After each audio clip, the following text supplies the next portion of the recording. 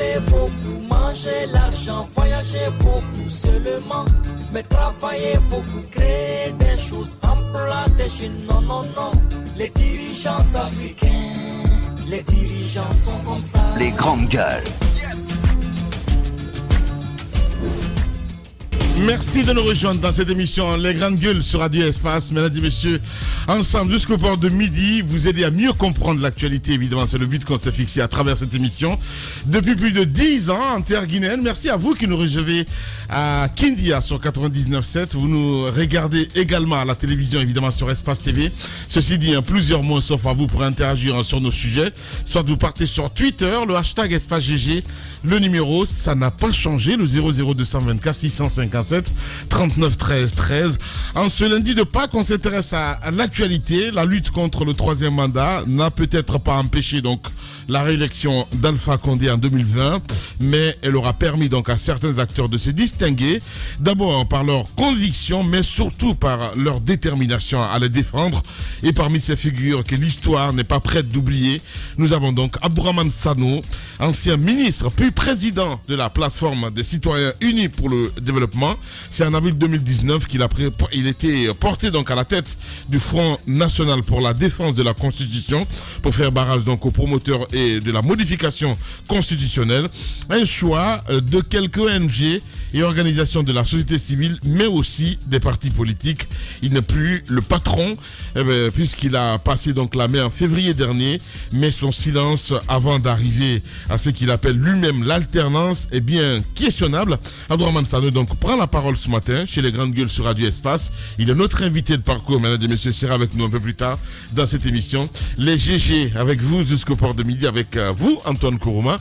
Bonjour Antoine. Oui, bonjour Lamine. Bonjour à tous. Bonne fête à tous les fidèles chrétiens de Guinée. Merci beaucoup mon cher Antoine. Bonjour. Bonjour. Une pensée à Tamba. Oui. Bonne fête à lui, bonne fête à Jacques, à Antoine. Et à toi-même. Je suis musulman. Tu es musulman, Roby. Et à toute la communauté. Tu peux pas le ramadan. À qui t'as C'est grave. Faut pas vendre ma peau au loup. Bonjour Lamine, bonjour Ahmed. Bonjour Roby, bonjour à tous. Merci. Mais c'est bizarre ça. Bonjour Ahmed. Bonjour Roby. Bonjour Madame Yoro. Ça veut dire tais-toi. Bonjour Diba. En tout cas, on mange ensemble. Roby est centriste. Oui, il est centriste. Bonjour. Bonjour Lamine. Bonjour à tous. Madame Yoro, bonjour. Bonjour, je suis étonnée ce matin. Quand la fin du monde arrive, Il y a du centrisme en religion. Oui, il y a du centrisme. C'est un musulman Je non comprends pas. pratiquant. Mais oui, c'est bizarre. Comment ça, Parce que tu vois, je vais avec le thé ce matin. Enfin, le thé le matin. La dernière fois, Non, je vais raconter une histoire. Ce qu'il a fait, il avait sa tasse de thé. Il prend, il regarde la caméra. Il dit attends, je vais regarder. Si la caméra n'est pas sur moi. Il est terrible ce garçon. Allez, vieux Guiba avec nous, mon cher. Bonjour et bienvenue. Bonjour Lamine et bonjour à tous. On s'intéresse à l'actualité Guiba pendant qu'on y est avec toi. Durée de la transition. Donc les politiques appellent à faire des propositions. Des propositions. Oui, tout à fait. C'était à l'occasion de cette rencontre. C'est un gros piège. C'était à l'occasion de la rencontre avec le ministère de l'administration du territoire. Le président de la République qui a chapeauté cette rencontre et qui a fait un discours. Et après, on les a présentés quand même ces étapes clés pour un retour à l'ordre constitutionnel. Oui. C'est ce qui est dit. Et si vous regardez un peu le document qui a été présenté, vous avez d'abord le recensement général de la population et de l'habitat. Oui. Vous avez également le recensement administratif à vocation état civil. Vous avez l'organisation des élections. D'abord la constitution, le référendum, les élections locales, les législatives, la présidentielle. Donc voilà un peu les activités qui sont déclinées. Et donc après la présentation du ministre Mori Condé, il a été demandé aux acteurs politiques d'aller revoir cette planification et de proposer un temps, des dates.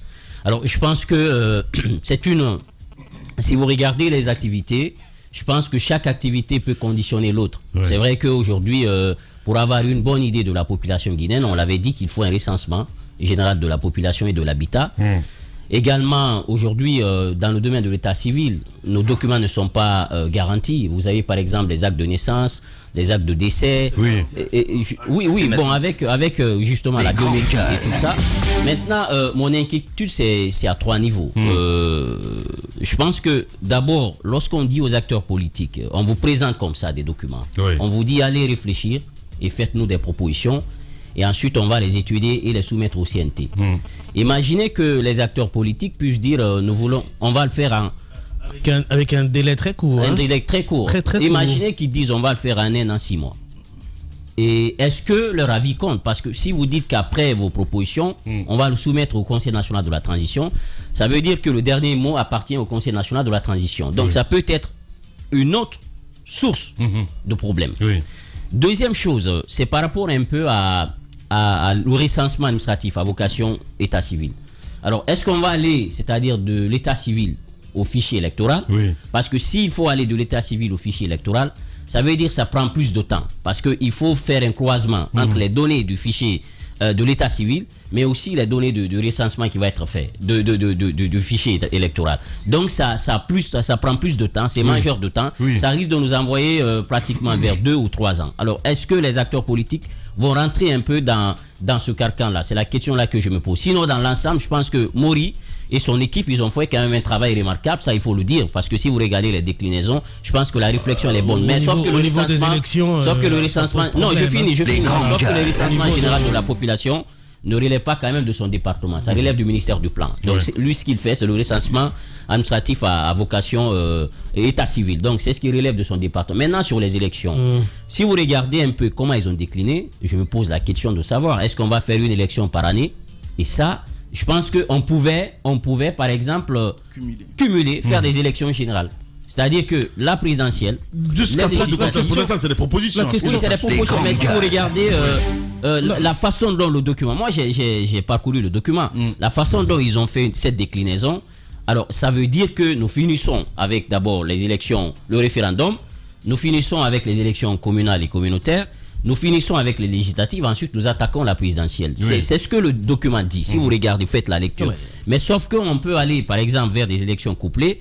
Par exemple, on fait les communales, le référendum et les législatives le même jour. Et après, vu que la présidentielle, ça a plus de particularités, ensuite on fait la présidentielle. Ça peut nous permettre de gagner plus en temps. Mais si... Même en argent. Parce que, imaginez-vous, dans la communication du ministre, il dit que on va avoir, après chaque élection, on va faire l'état des lieux, le bilan, s'il faut encore rajouter des kits. Et donc ça veut dire que ça demande beaucoup d'argent. Et une élection, c'est 3 choses. C'est le fichier électoral, c'est la loi électorale, mais aussi c'est l'argent. Et ça, si ces conditions-là, à chaque fois, il faut encore les remplir, je pense qu'on va encore perdre plus de temps. Et conformément aux dispositions légales, normalement, chaque année, on doit faire une révision exceptionnelle du fichier électoral. C'est ce que la Constitution d'avant disait. Maintenant, est-ce que maintenant, on va le faire parce qu'on a un cadre de la transition? Je pense que, globalement, la Constitution, je salue cette initiative de le fait de le mettre en avant, parce qu'après la Constitution, il faut créer une conformité entre la loi électorale, entre le code des collectivités, la Constitution, et surtout aussi la charte des partis politiques qui est aujourd'hui tombée en désuétude, parce que ce qui est aujourd'hui en train de créer le débat, lorsque le ministre demande à ce que les gens amènent leur agrément. Sinon, sur la base, par exemple, de la charte des partis politiques, on peut éliminer des partis, parce qu'il y en a des partis qu'on les crée, ils ne participent pas aux élections, ils n'ont aucune couverture géographique, et un parti politique n'assiste pas à des élections. Je pense que sur 5 années, normalement, on peut lui retirer son agrément. Maintenant, aujourd'hui, ce qui est en train de se passer, je pense que c'est aux acteurs de faire des propositions, mais mon inquiétude, même s'ils disent 1 an, c'est le CNT qui va décider en fin de compte, parce que c'est le schéma là qui leur est présenté. Non, mais moi, ce que je veux dire, c'est que c'est un véritable éclatement de procédés qui, ma foi, dénote de la volonté de gagner du temps. Parce que quand on vient au niveau du recensement, par exemple, on peut faire un condensé. Pendant qu'on fait le recensement général de la population, bien évidemment qu'on peut inclure les questions liées au recensement administratif et même au recensement électoral, c'est-à-dire faire d'une pierre un coup. Parce que la question des recensements, c'est une question de poser question. D'accord ? On pose des questions aux populations, on essaie de les identifier par rapport à leur localité, on essaie de les identifier par rapport à leur identité et par rapport à leur statut social et leur statut administratif. Donc à partir de ce moment-là, tous ces 3 éléments, recensement de la population, recensement général de la population, recensement administratif, recensement électoral, peut être condensé en un seul mouvement pour gagner en temps et en argent et en énergie. Gagner en temps. Oui, mais bien sûr. Non, mais pour gagner vite en temps. En tout cas, s'ils ont la volonté d'aller vite. Donc, voilà une bulle. Voilà une bulle d'ensemble qu'on a bien éclatée pour pouvoir encore manger. Parce que faire un recensement général de la population, on va se donner au moins 1 an maximum. Et après, recensement administratif, maximum 6 mois. Parce que le recensement administratif, c'est plus restreint que le recensement de la population. Le recensement électoral, ça c'est simple. Vous prenez le recensement général, vous le croisez avec le recensement administratif, vous retirez les personnes en âge de voter et vous les localisez. C'est très simple. Aujourd'hui, avec l'intelligence artificielle, on peut le faire très rapidement. Et donc, au niveau des élections, là où je ne suis pas d'accord, c'est la chronologie des élections. Quand on me dit qu'il faut faire le référendum, certes, oui, ça c'est inévitable parce que quand même ça revient à proposer la nouvelle constitution à la population générale qui va décider si oui ou non on veut de cette constitution. Mais après, venir aux élections locales, non, et aux élections législatives, non. Je pense qu'il faut commencer par les élections présidentielles parce qu'au niveau, permets-moi, je m'explique. Vas-y. Au niveau grandes gueules. Au niveau Madame Hérault, au niveau d'une démocratie, au niveau d'une démocratie, c'est la concurrence entre partis politiques de l'opposition et de la majorité. À partir du moment où vous faites les élections locales sous une junte, il y a un problème. Vous opposez qui? Vous opposez quel acteur politique? Je pense que non, ça va créer des problèmes. Non, c'est vous qui croyez. Je pense que c'est aujourd'hui c'est l'inverse qui est possible. Non, c'est l'inverse qui est possible. Non, mais non. Parce qu'en France, par exemple, la normalité. Oui. Non, mais je suis libre de proposer moi. On a dit de proposer, Diba. Voilà. On a dit de proposer. C'est un président. C'est un président élu démocratiquement qui concourt avec les partis politiques pour pouvoir siéger à l'Assemblée et pour pouvoir siéger au niveau des communautés, des communes, etc. Alors, pour une majorité. Alors, si vous organisez une élection législative, une junte qui ne concourt pas à la présidentielle, par exemple, organise une élection législative, d'où sort cette majorité? Cette majorité sort essentiellement d'une opposition.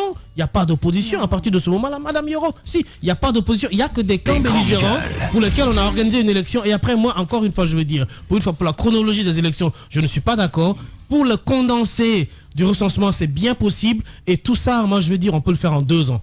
Elle est belle la démocratie, hein? Ben oui. On peut le faire en 2 ans. Allez-y, en 2 ans. Elle est belle, la liberté d'expression. On peut le faire en 2 ans, Madame Yoro, oui ou non? On peut pas le faire en 2 ans. Attendez, tu vas on peut le faire en 2 ans. Il ne faut jamais. Tu as dit pour toi, tu vas pas écraser ton piment dans la bouche. En tout cas, je vais pas attendre un an dans ta bouche. C'est 2 ans maximum. Et puis voilà. Ce que je veux, c'est ce qui va sortir de ma bouche. En fait, ce que je voudrais dire, il faut éviter ce qu'on a vécu ici en 2010. Il ne faut jamais commencer par la présidentielle. Parce qu'après, le président sortant, il va venir tout caporaliser. Non, mais c'est ce que vous dites. Faire ce qu'il veut. Comment ça, c'est la réalité quand même. On est passé par là. Où t'étais, toi? Tu n'étais pas dans ce pays-là. Tu te rappelles de ce qui s'est passé? Pour une fois, rentrons dans la normalité. Laisse-moi te rafraîchir la mémoire. Si tu as oublié, laisse-moi te rafraîchir la mémoire. Quand la présidentielle s'est tenue ici en 2010, il a fallu des manifestations pour qu'on ait les législatives. Faisons dans la normalité, Madame. 3 ans après, on a eu les législatives. Après, il a fallu manifester pour obtenir des élections locales qui n'ont jamais été finalisées dans ce pays-là.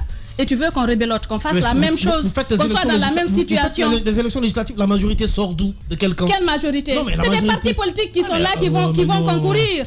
Roby, c'est des partis politiques qui existent, qui sont sur le paysage, qui sont sur l'échiquier politique, qui vont concourir, qui vont présenter des candidats. Ensuite, là, on aura des députés qui ne sont pas caporalisés, des élections limpides. Mais quelle transition? C'est un régime illégal. La transition va contribuer. Mais qu'est-ce que tu veux? Imagine qui va organiser la présidentielle. C'est la transition là. C'est les autorités qui vont se battre pour faire en sorte que. C'est un préalable inéluctable. C'est un préalable inéluctable. La présidentielle, elle est un préalable dans un pays tel que le nôtre, on revienne à l'ordre constitutionnel. Revenir à l'ordre constitutionnel ne veut pas forcément dire organiser des élections locales, législatives. Il faut mettre un président légal qui va suivre le processus à la suite dans un pays des élections. Dans un pays tel que le nôtre, si on tombe dans ce schéma, on est parti pour une transition de 5 ans. Allez-y, madame. Quelle transition de 5 ans? C'est une question de volonté. Dans d'autres pays, on a vu des élections générales, on a vu des pays où on a organisé présidentielle, législative, communale. On a tout cumulé. C'est possible avec une question de volonté. Mais si vous élisez ici un président de la République, vous lui dites d'organiser des législatives, des communales, nous allons retomber. Volonté aux côtés de la transition et vous ne voulez pas mettre la volonté aux côtés d'un pouvoir élu légalement. Justement parce qu'on n'a pas confiance aux présidents qui sont élus dans ce pays. On a vécu une situation une première fois. je pense que celui qui se brûle 2 fois dans la même sauce, il est vraiment bête. Il faut essayer d'éviter les erreurs du passé. Nous avons vécu ça en 2010, nous avons vu ce qui s'est passé. Il a fallu qu'il y ait des morts ici pour que nous ayons et les législatives et les communales. Ne retombons pas dans cette situation. Faisons en sorte qu'on puisse organiser, s'il le faut, des élections générales pour ne pas que nous ayons quelqu'un ici qui va se dire qu'il a les armes, les cartes à main, il est favori, il va tirer toute la couverture de son côté, et puis les autres qui ne sont pas au pouvoir. Vous le savez comment ça se passe dans ce pays. Celui qui est au pouvoir a toujours une ascendance sur les autres partis politiques. Essayons de faire en sorte qu'on ne commette pas les erreurs du passé, parce qu'on l'a dit, le colonel Doumbouya l'a dit en prenant le pouvoir, ne commettons pas les erreurs du passé. Et commencer par la présidentielle serait une erreur monumentale à mon avis. Bien, allez-y Ahmed Kamara. Écoutez, gagner en temps, si c'est ce qu'ils veulent faire en proposant ce genre de document, c'est dangereux.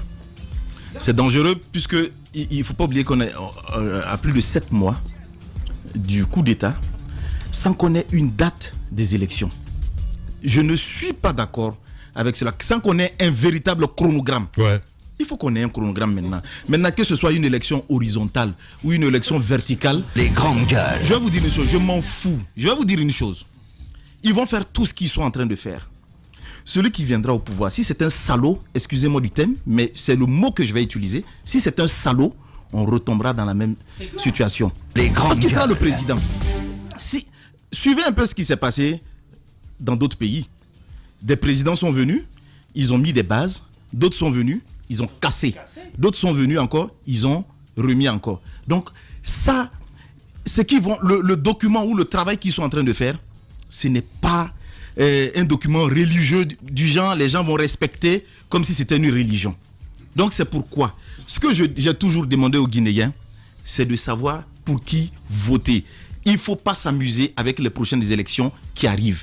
Ne votez pas pour quelqu'un tout simplement parce qu'il est de la même région que vous. Non, votez pour quelqu'un dont vous savez vraiment que ses compétences peuvent lui permettre de faire évoluer ce pays. Sinon, on fera tout ça là. Il n'y aura rien en fin de compte. Moi, je dis qu'on peut toujours aussi gagner en temps par rapport à tout ce que nous sommes en train de faire. Le pays ne peut pas rester dans cette situation de transition. On perd beaucoup en étant dans ce genre de situation. On perd beaucoup. Ce qu'il faut faire, les partis politiques avaient déjà fait une proposition. Cette proposition existe. Je pense qu'à l'issue de la présentation de ce document-là, eux-mêmes auraient pu présenter déjà une date. C'est ce que je me dis. Ce travail avait déjà été demandé à l'opposition, à la société civile, à tout le monde. Donc, comment n'ont-ils pas pu trouver quelque chose pour proposer, et aujourd'hui on demande le même travail encore, mais pourquoi faire perdre en temps de cette façon? Recommencement. Je pense que ça ne nous arrange pas. Ça ne nous arrange pas. Et à la lueur où vont les choses, je pense qu'il faut cette inclusivité qu'on a toujours réclamée. C'est important. Ceux qui ont participé aussi à ce cadre de concertation ont bien fait.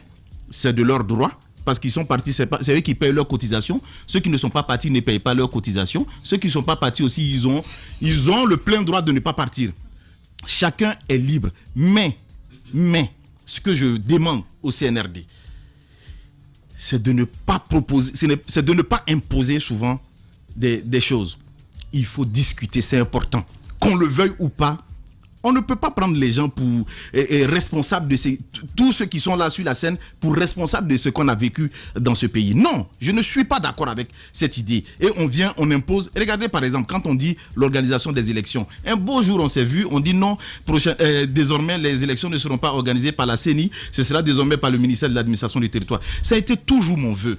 Mais laisse-moi continuer s'il te plaît. Les grandes gueules. Ça a toujours été mon vœu. Mais la manière de présenter, je pense pas que c'était la bonne formule. Quand on veut prendre ce genre de décision, je pense qu'il est important de se concerter avec cette classe politique-là. Bien. Donc, chaque décision que le CNRD voudra prendre, que le CNRD se concerte avec les acteurs. En voulant imposer, on se retrouvera dans la même situation de manifestation que nous avons vécue. Comme Yero l'a dit, ça va être les mêmes erreurs du passé. Alors évitons. Donc la force ne résout pas, ne pourra pas résoudre la situation dans laquelle nous nous trouvons aujourd'hui. C'est vrai qu'ils peuvent sortir et parler, Mais mon frère, comme je vous l'ai toujours dit, la foule ne réfléchit pas. La foule agit. Bien, Ahmed Kamara. Allez-y, mon cher Jacques Liwa. Ouais, moi, je voudrais d'abord revenir sur cette liste d'activités qui n'est pas un chronogramme et qui n'est pas une imposition, à mon sens. Parce qu'il y a eu discussion devant, bien sûr, les partis politiques qui ont accepté de participer à l'ouverture de ce cadre de concertation, puisque le cadre de concertation, il est ouvert. Ce n'est pas terminé, ce n'est pas fermé. C'était le lancement des activités. Il faut bien qu'on rappelle cela. C'est à l'occasion du lancement du cadre de concertation que le ministre de l'administration du territoire est revenu, il faut que j'appuie là-dessus, est revenu sur les activités que le président de la transition avait annoncées à sa prise de pouvoir. Tout ce qu'il a dit là, il avait déjà dit. Non, Jacques, il l'avait déjà dit. Comme ça. Dès qu'il a pris le pouvoir, il a dit, voici comment nous allons procéder. On va récemment. Non, il l'a très bien dit. Il l'a très bien dit. On peut remettre le discours de Doumbouya. Vous allez l'entendre dire ça.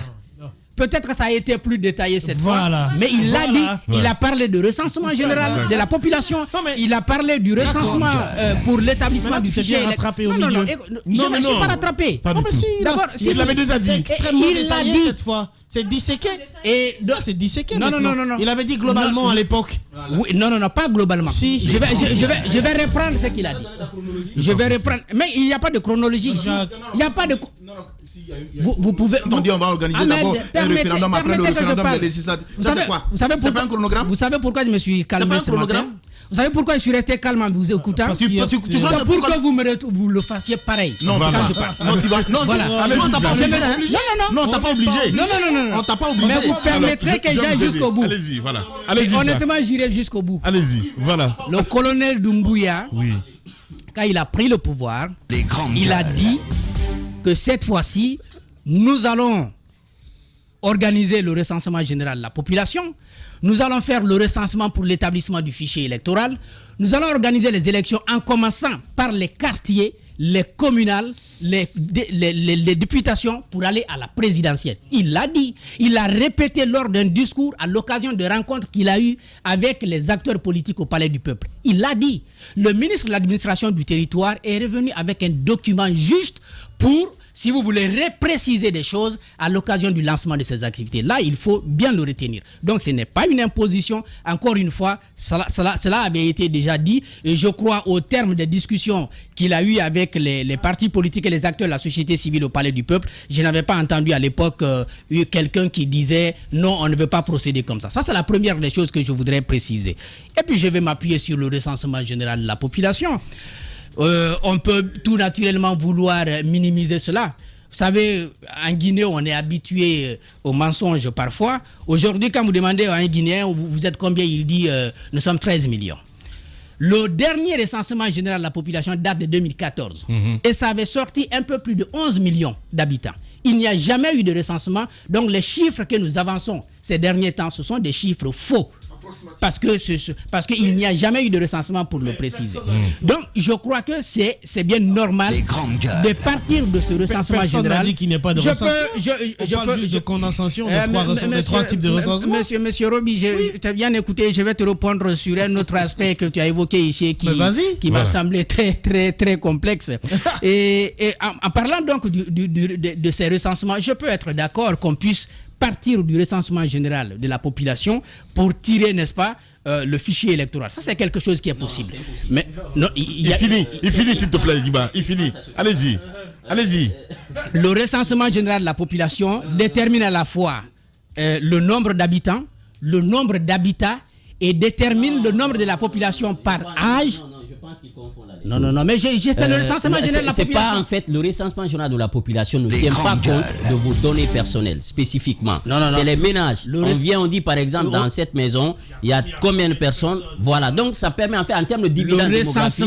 En termes si de maintenant le recensement administratif. Jiba, j'ai fini. À vocation état civil, ça quand même ça permet. Jiba, je termine. Justement, voilà, les deux sont différents. Jiba, je termine. Si vous partez sur le site de l'Institut national de la statistique, vous verrez les statistiques aussi bien du nombre total de la population, mais également de jeunes.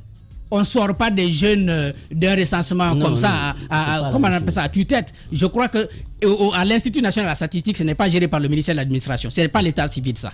Voilà. C'est ce que je te dis. Le plan. En fait, et on sort le nombre de jeunes. On peut bien sortir. Et on peut partir de là, en tout cas, pour sortir. De toutes les façons, il y a possibilité de partir de cette liste de recensement pour établir, n'est-ce pas, le fichier électoral et bien le fichier de l'administration. De toutes les façons, ce ne sont que des propositions. Le gouvernement et les acteurs politiques, les acteurs sociaux s'entendront sur ce qui est faisable pour sortir de cette situation. Maintenant, par rapport au schéma des élections, Roby insiste que si on organise les communales et les législatives avec un pouvoir de la transition, que ce n'est pas légal. Non. La légalité, ce n'est pas le président qui donne.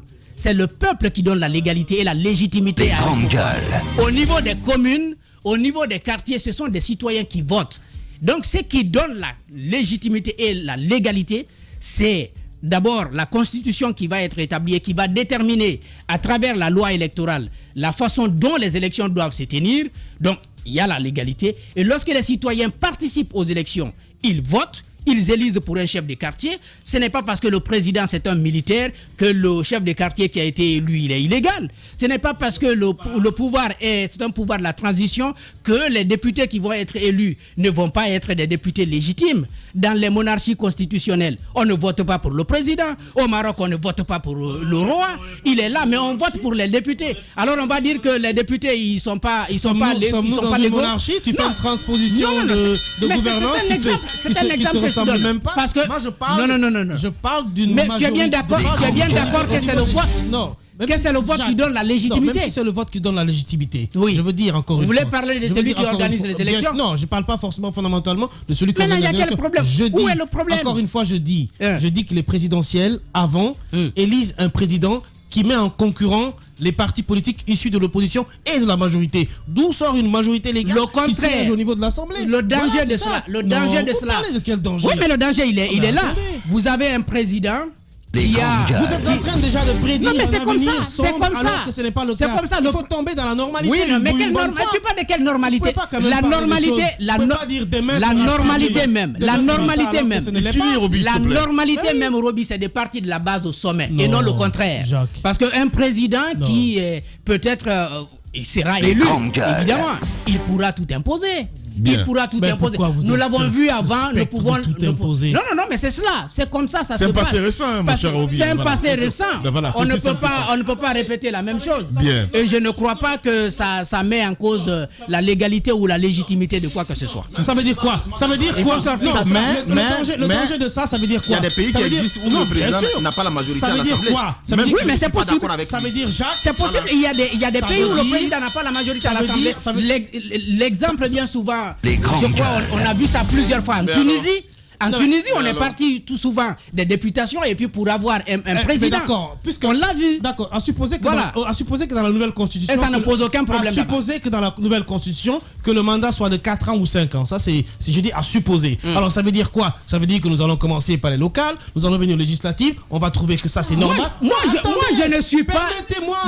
Le débat n'est pas d'abord. Attends, je continue. Du temps qu'il fallait mettre entre les élections. Je ne suis pas en train de parler de temps. Mais c'est de dire que si on commence par les communes. Donc ça veut dire quoi? Les maires qui vont être élus ne sont pas légaux. Ça, c'est que vous êtes en train de dire. Je sais pas, qu'est-ce que tu définis par légalité? Ce que vous êtes en train de dire, ça veut dire qu'il y a une forte chance qu'après 4 ans, que le même président qu'on croyait être normal parce qu'on a commencé par le bas, par la base, par aller au sommet, dans 4 ans, il peut tout capoter, revenir à zéro.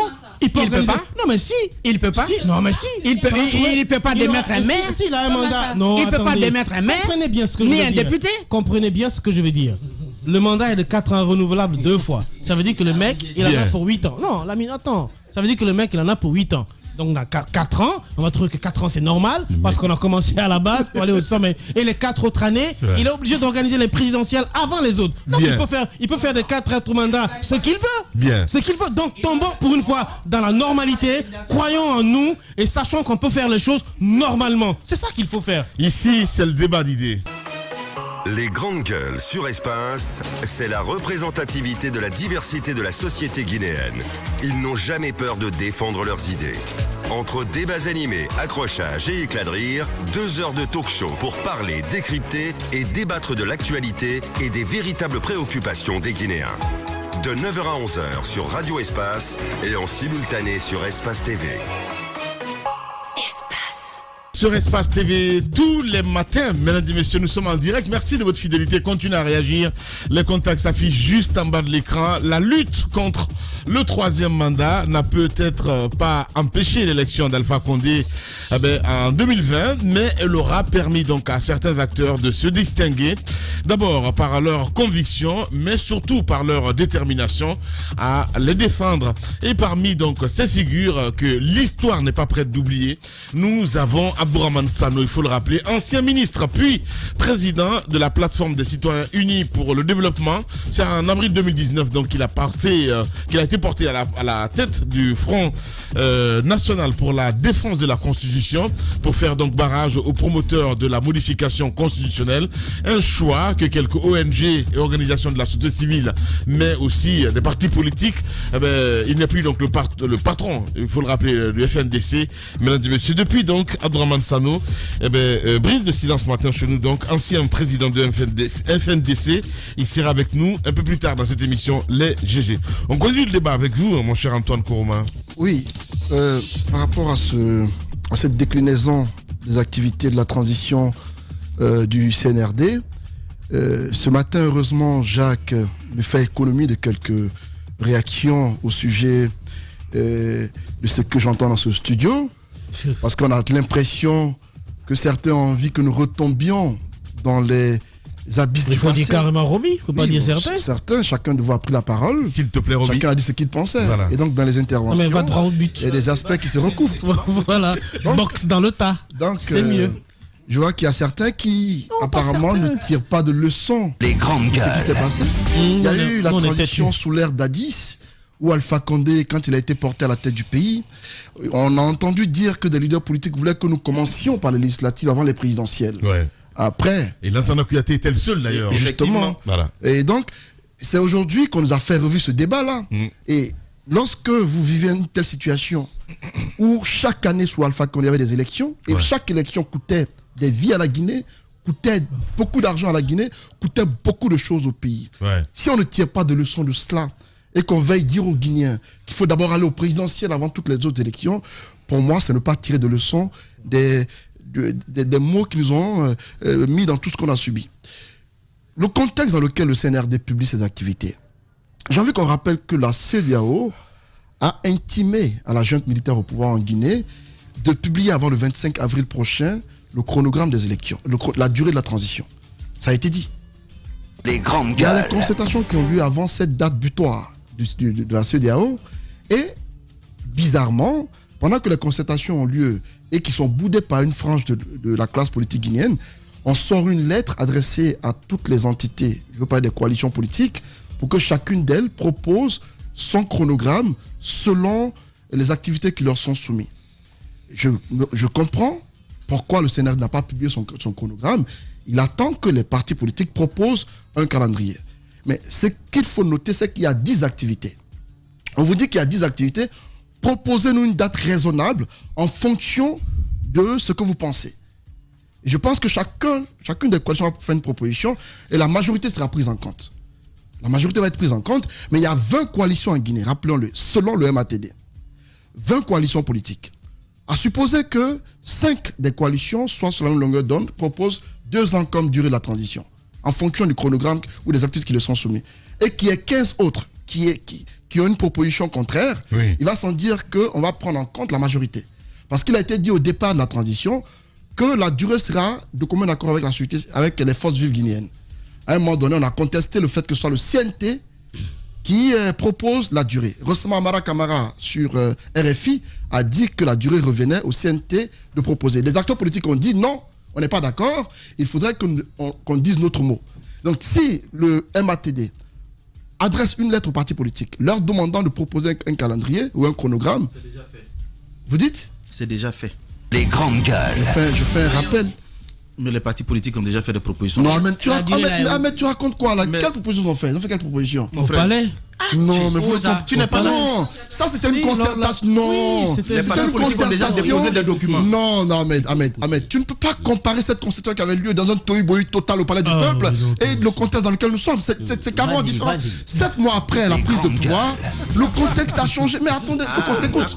Non, le contexte a changé. Vous ne me direz pas qu'à la prise du pouvoir, ce qui s'est passé au Palais du Peuple, où les gens sont venus dans le tas, avec parfois un désordre total, que ce qui a été dit comme proposition doit être pris en compte aujourd'hui. C'est pas là-bas que ça a été dit. Aujourd'hui, je me dis que chacun s'est repris.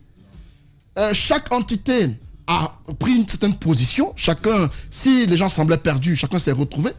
Et aujourd'hui, chacun est à mesure de faire une proposition concrète. Moi, là où je me pose des questions, c'est par rapport aux coalitions. On a 20 coalitions. Selon le MATD. C'est 21 aujourd'hui avec la coalition de Kouyaté. D'accord. Ça porte à 21. On a 20 coalitions politiques. Moi, j'ai envie que le ministère nous sorte la liste. Kouyaté a créé encore. Ouais. Ah ben non, Oui. mais c'est vous qui le dites. Non, j'ai envie que... Allez-y, Antoine, s'il te plaît, allez-y. Parce que Allez-y, il y a une Antoine. chose que les gens ne sont pas comprendre.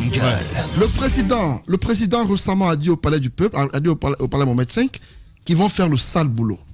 Ouais. Le sale boulot, en se disant que tout ce que les gens n'ont pas pu faire en tant que civil, nous on va le faire. Ce que les gens jugeaient difficile, ce que les gens jugeaient mauvais, en tout cas, le mauvais boulot, on va le faire pour que la Guinée se mette sur les rails. Et je me dis que c'est ce sur quoi le CNRD, c'est ce chemin que le CNRD se retrouve. Mais la question que je me pose, les 20 coalitions sortent d'où? Parce que je sais que certes, il y a eu des coalitions inventées parfois où des partis politiques dorment et quand ils se réveillent, on dit désormais c'est telle coalition qui naît, on dit CPP, UPP, ainsi de suite. Il y a eu beaucoup de coalitions. C'est quoi ces coalitions? Si le ministre de l'administration lui-même l'a dit. Attendez. Donc, il y a des coalitions, mais je doute fort qu'il y ait 20 coalitions en Guinée. Je doute fort. Et j'ai envie qu'on nous publie la liste des coalitions politiques en Guinée pour qu'on ait une idée du nombre exact de coalitions. Parce que la crainte, c'est quoi? La crainte, c'est que le ministère n'invente des coalitions dans le but d'avoir une majorité qui dise on n'est pas pour tel nombre de durée de la transition. C'est-à-dire, à supposer que les coalitions reconnues, les coalitions où il y a des partis politiques vraiment reconnus, fassent des propositions raisonnables, où ça se recoupe. On dit ouais, on est pour 2 ans de transition. Et que de l'autre côté, qu'on nous sorte une liste de coalitions, au nombre de 10 par exemple, ou de 15, qui disent par exemple on est pour 5 ans ou 6 ans de transition. On va se dire quoi, c'est la majorité qui a remporté, donc on va sur la base de la majorité. Mais d'ailleurs, d'où sortent ces coalitions-là? Il faut que le ministère nous sorte cette liste et qu'on nous dise le résultat de la demande des agréments. Oui. On a adressé des lettres aux partis politiques pour des agréments au ministère. Il faut qu'on nous dise où ils en sont, pour qu'on soit situé. Maintenant, pourquoi est-ce qu'on a adressé une lettre aux partis politiques pour leur demander de fixer la durée de la transition? Parce qu'il y a une épée de Damoclès qui est plane sur la tête du CNRD par rapport à la CEDEAO. La CEDEAO leur demande de donner une durée d'ici le 25 avril. Et j'ai l'impression, parce qu'on demande le parti politique de faire ça avant le 20. Eux-mêmes, ils auraient pu le 20. faire. Et le 20, c'est à 5 jours de la date butoir de la CEDEAO. Et ce que je me dis, c'est quoi? Puisque les partis politiques vont fournir le 20, du 20 au 25, qu'est-ce qui va se passer? Le ministère nous sortira certainement une date pour montrer à la CEDEAO leur bonne foi, pour dire qu'on a consulté les partis politiques, on a fait en sorte que chacun se prononce. Voici les résultats de notre travail qui a été fait. Donc, il ne faudrait pas que ce soit une pression qui amène à la durée de la transition, mais il faut que cela se fasse dans... Il faut qu'on soit libre en le faisant. Il ne faudrait pas qu'il y ait une pression quelconque qui nous pousse à sortir une durée qui ne sera pas acceptée de tous. Merci. Il faut qu'elle soit acceptée de tous. C'est pourquoi j'ai aimé la sortie de Sia Kabari récemment au Palais Mohamed V, qui demandait au CNRD d'aller vers tout le monde. On n'est pas dans le passé où... Le discours de PM aussi était salutaire. Sincèrement. Voilà. On a senti qu'il y a une volonté chez les uns et les autres de faire en sorte que ce soit inclusif. Et si c'est le cas, ça va aider. Mais ne faites pas d'exclusion pour éviter. Il fallait suivre pour le comprendre. Merci beaucoup. Le discours de Sia Kabari, d'ailleurs, il a dit que dans la salle, la physionomie, c'était pas un CCI, c'était un cas de concertation inclusive, c'était plutôt un CCP, un cas de concertation partielle. Avec ses mots et superlatifs, tout ça. Je pense que le message, il est important, ce qu'il a passé. Aujourd'hui, le gouvernement, notamment le Premier ministre, doit inclure dans sa démarche une démarche assez pédagogique, mais aussi diplomatique, pour amener les autres. Parce que, quoi qu'il en soit, la finalité, ces élections, on les organise pour ces partis politiques. Donc, s'il y en a qui sont dubitatifs par rapport à la démarche... Encore une fois, s'il est associé, il faut le rappeler, parce que souvent, il y a des choses qui se font en catimini, on ne comprend rien du tout, on l'informe à la dernière minute. C'est juste incroyable ce qui se passe avec le CNRD. Beaucoup disent que c'est un spectateur engagé. C'est dommage, donc il est là, il observe. Même si la charte de la transition... Le Premier ministre, même si la charte de la transition donne plus de pouvoir au président de la transition, c'est naturel. Maintenant, dans la charte de la transition, on dit que le président peut déléguer ses prérogatives soit au Premier ministre ou à un de ses ministres. Donc je pense que Doumbouya peut le faire en disant officiellement, bon, toi, tu vas aller vers tout le monde. Normalement, naturellement, la loi quand même, la loi prévoit cela. Maintenant, sur ce qu'Antoine disait, la proposition des dates, je pense que j'ai l'impression que c'est un piège. C'est clair. C'est un piège. Je vais vous dire une chose. Imaginez-vous que la finalité, c'est le CNT. Même si vous dites c'est 1 an, 2 ans, 3 ans, c'est au CNT de trancher. Parce que, regardez la communication du ministre. Il dit, vous allez faire une proposition de temps. Vous nous envoyez, on va étudier. Ensuite, on transfère au CNT. Donc, si le CNT reçoit un calendrier de 3 ans, le CNT va dire tout de suite, nous estimons qu'avec ce que vous proposez, nous estimons qu'on peut aller au-delà. Oui, mais concrètement. Donc, je pense que là, ça revient à la même chose. C'est pas mauvais. Non, mais concrètement, est-ce que... Je finis, ça revient à la même chose. Ça veut dire qu'il y a juste un cheminement qu'on fait, mais la décision revient au CNT. Je pense qu'on aurait pu, par exemple, avoir un courage. Ce n'est pas ce qui est dit. Non, je crois que c'est aux partis politiques, aux coalitions, donc comme cela a été dit, de faire des propositions. Et puis, c'est là où je suis pas maintenant. Le CNT. Je finis. J'ai écouté la communication du ministre. Il a dit que les partis, vous allez faire des propositions de temps. Vous nous envoyez. Et donc, lorsqu'ils reçoivent, c'est pas au gouvernement à lui d'officialiser ou de dire oui, c'est ça le temps. Il renvoie au CNT. Maintenant, c'est au CNT, in fine, de dire voilà le timing et le calendrier qui a été retenu en République de Guinée. Donc, ça veut dire que même si un parti politique proposait une telle date, je pense que le dernier mot revient au Conseil national de la transition. Maintenant, pour finir rapidement, sur la question du recensement, je crois que ce n'est pas sur la base du recensement général, mais plutôt on parle de l'état civil au fichier, c'est-à-dire le recensement administratif à vocation état civil. C'est ce qui peut faire un croisement avec le fichier électoral parce que là, les données sont plus fiables. On sait qu'il y a l'acte des décès, on peut savoir qui est mort dans le fichier, on peut savoir qui était jeune à l'époque et qui ne l'est plus, ou les nouveaux jeunes entre guillemets. On peut connaître aussi un peu le nombre de personnes aujourd'hui. Donc ça peut localité et ça peut créer une fiabilité autour du fichier électoral. Merci, je pense que les deux là sont possibles. Allez-y, mon cher Jacques. Par rapport à la durée, moi je me pose une question parce que finalement, les partis politiques disaient ce n'est pas au gouvernement de proposer. On dit ce n'est pas au CNT de proposer. Le ministre de l'administration envoie des lettres aux coalitions pour lui faire des propositions. On dit c'est un piège. Finalement, on doit faire comment? Moi, je me pose la question. Non, mais si dans tout ça ne marche pas. Oui, parce qu'on dit ce n'est pas au CNT de proposer.